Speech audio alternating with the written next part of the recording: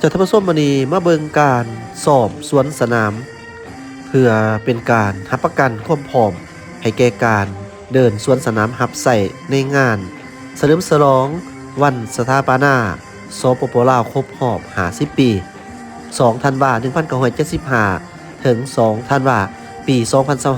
2025ทางปกสแม่นว่าได้ประสานความพร้อมกะเกียมก่อนสวนสนามรับใช้วันศาสตร์ครบรอบ50 ปี โดยในวันที่ 4 ที่ผ่านมา 4 พฤศจิกาย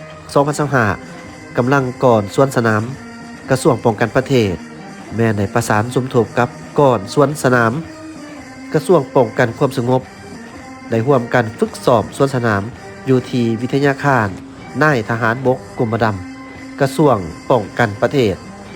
โดยให้เกียรติเขาร่วมในพิธีมีทานพลโทคำจริงคุยหลามณีวงศ์รองรัฐมนตรีกระทรวงป้องกันความสงบและพลจัตวากงทองสุขวงศ์ห้องหัวหน้ากรมใหญ่เสนาธิการกองทัพมีบรรดาคณะการนำกระทรวงบรรดากรมใหญ่ห้องว่าการกระทรวงมีบรรดาอนุกรรมการคณะผู้ฝึกกองดุริยางค์และก็ก่อนกำลังของกระทรวงก็ได้เข้าร่วมการสวนสนามในครั้งนี้แม้นเป็นครั้งทำอิฐที่2กระทรวงได้ฝึกซ้อมร่วมกันเพื่อรับประกันความพร้อมทั้งด้านเทคนิคทั้งด้านทางกายจิตใจและความเป็นเอกภาพให้แก่การสวนสนามเพื่อรับใช้เขาในการเฉลิมฉลองวันสถาปนาสมปป.ลาวครบรอบ50 ปี2ธันวาคมปี1975หา2ธันวาคม2025ที่จะมาถึงในมุมมองนี้ให้เต็มไปด้วยความหมายความสำคัญมีบรรยากาศฟดฟื้นม่วนซื่นทั้งเป็นการแสดงให้เห็นการเติบใหญ่ขยายตัวของสปป.ลาวตลอดระยะ50 ปีที่ผ่านมาสำหรับกำลังก่อนสวนสนามของ2กำลังปกสที่ร่วมกันฝึกซ้อมในครั้งนี้มีทั้งหมดแม่น24ก้อนในนี้กำลังป้องกันประเทศมี18ก้อนและกำลังป้องกันความสงบมี6ก้อนซึ่งผ่านการฝึกซ้อมแต่ละก้อนแม่นมีความตั้งใจมีความอดทนหาวหันอย่างเอาจริงเอาจังและก็มีความเป็นเอกภาพในแต่ละจังหวะเป็นอย่างดีโดยพื้นฐานและขาดมือสวนสนาม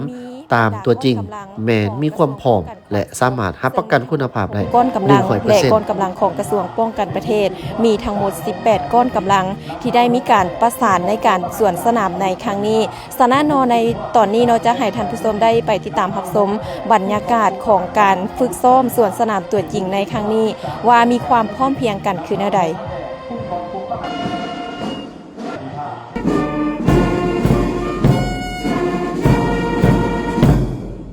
อวยพรมาสหายจงมีสุขภาพเข้มแข็ง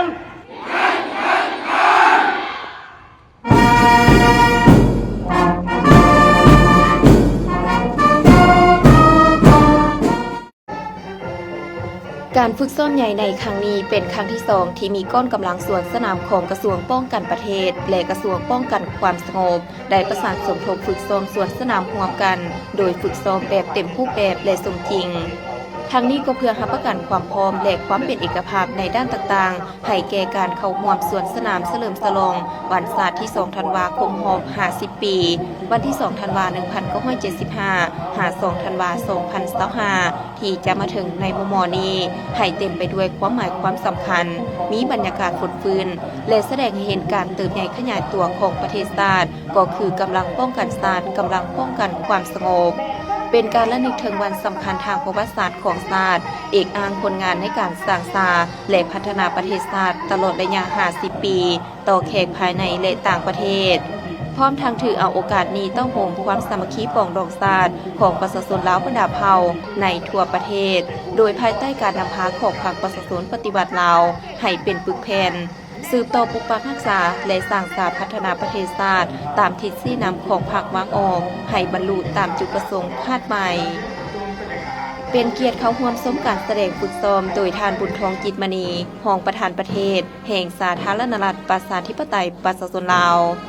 มีท่านพลเอกจันทร์สมรจันยราชรองนายกรัฐมนตรีผู้ชี้นำเวียกงานป้องกันชาติป้องกันความสงบ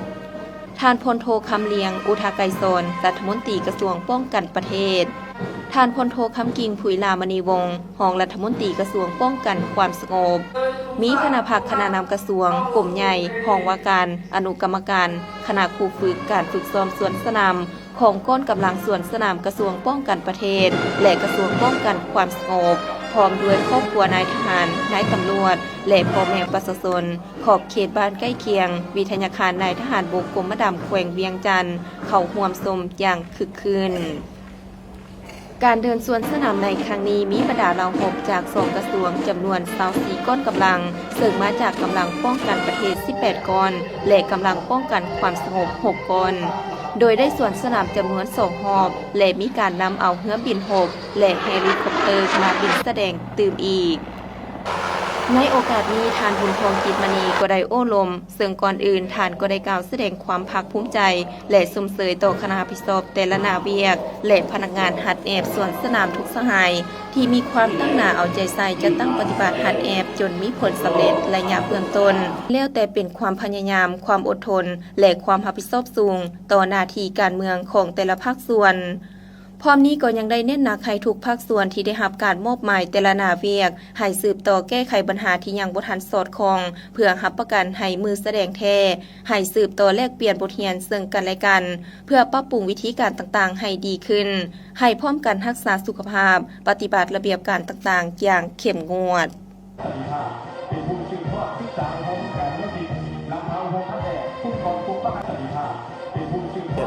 ถึงที่สุดที่ได้รับการมอบหมายจากอันเทิงรับผิดชอบเกี่ยวกับการนำพาการฝึกแอบก้อนสวนสนามเพื่อคณะก้อนวันชาติที่2ธันวาคมครบรอบ50 ปีข้าพเจ้าตีราคาสูงสุดการฝึกแอบนี้เป็นมีความหมายความสำคัญที่สุดมันแสดงถึงความสง่าผ่าเผยความพร้อมและก็เฮ็ดให้วันชาติของเรานี้มีความหมายความสำคัญและเอกอ้างที่สุดและการฝึกแอบระยะพันมานับแต่เดือนเมษาจนฮอดปัจจุบันนี้พนักงานก็คือนักสวนสนามคณะพิศอบแม่นมีความเอาใจใส่ที่สุดในการฝึกแอบฝึกซ้อมถึงว่าจะมีความยุ่งยากนานาประการใดก็ตามแต่ว่านักสวนสนามของเราพร้อมด้วยคณะพิศอบผู้ฝึกก็แม่นมีความเอาใจใส่มีความตัดสินใจสูงและมาฮอดมื้อนี้พวกเราสามารถได้ว่าพวกเรามีความพร้อม 100% เพื่อการเกี่ยมกันสวนสนามในวันชาติที่2ธันวาคมที่จะมาถึงในมุมมองนี้ผ่านการติดตามสังเกตได้ว่า2กำลังป้องกันชาติป้องกันความสงบมีการฝึกซ้อมพร้อมกันมื้อนี้เป็นครั้งที่2เห็นว่ามีความพร้อมมีการประสานสมทบและมีการก้มเกี่ยวสามารถเว้าได้ว่ามีความเอกอ้างที่สุดและมีความพร้อมจะเตรียมในการสวนสนามในวันชาติที่2ธันวาคมครบรอบ50 ปีที่จะมาถึงนี้ต้องภูเขาบรรดาระบบปัจจัยให้การปฏิบัติของประเทศเราเจ้าท่านผู้ชมผ่านการติดตามการฝึกซ้อมตัวจริงของบรรดาก้อนกำลังของทั้ง2ภาคส่วนระหว่างกระทรวงป้องกันประเทศและกระทรวงป้องกันความสงบแมนเห็นได้ว่าแต่ละสหายแมนมีความเอาใจใส่ในการฝึกซ้อมอย่างเอาจริงเอาจังเฮ็ดให้มีความพร้อมเพรียงมีความสวยงามกันหลายขึ้นแต่ก็ยังเห็นได้ว่ายังมีบางด้านที่ยังเป็นจุดที่จะต้องได้ปรับปรุงแก้ไขเพราะฉะนั้นในครั้งต่อไปพวกเราก็จะได้มีการฝึกซ้อมกันเติมเพราะฉะนั้นจะให้ทุกท่านได้รอถ่ายติดตามรับชมจากทีมข่าวโทรภาพป้องกันความสงบของพวกเขาที่จะได้มีการอัปเดตว่าจะได้มีการฝึกซ้อมอยู่สถานที่ใดรวมกับภาคส่วนใดทั้งนี้ทั้งนั้นก็เพื่อเป็นการใกล้เคียงความพร้อมห้อยสนห้อยในการเฉลิมฉลองวันชาติที่2ธันวาคมครบ50 ปีที่ใกล้จะมาถึงในมุมมอนี้ให้รับประกันความพร้อมห้อยสนห้อยเอกลำมอนสิริไทยภาพห้อยเอกณพิรดีคานทวงศ์รายงาน